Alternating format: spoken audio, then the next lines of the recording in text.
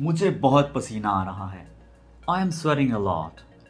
तुम तो पसीने से भीग गए हो। You are drenched in sweat. मुझे एयर कूलर ले दो। Buy me an air cooler. क्या आप नींबू पानी पियेंगे? Would you like lemonade? क्या यूपीएस की बैटरी चार्ज है? Is the UPS battery charged? बहुत हब्स है यहाँ। It's very suffocated here. रोशनदान खोल दो। Open the ventilator. चारपाई बरामदे में रख दो। Put the cot in veranda. उसे गर्मी दाने निकल आए हैं। He got prickly heat. मुझसे गर्मी बर्दाश्त नहीं होती। I can't stand heat. पंखा गर्म हवा दे रहा है। The fan is blowing hot air. लू चल रही है। It's blowing hot. गर्मी का मौसम तो खत्म हो रहा है।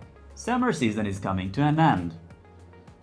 यूं ही निहायत ही आसानी से उर्दू से इंग्लिश सीखने के लिए फॉलो कीजिए।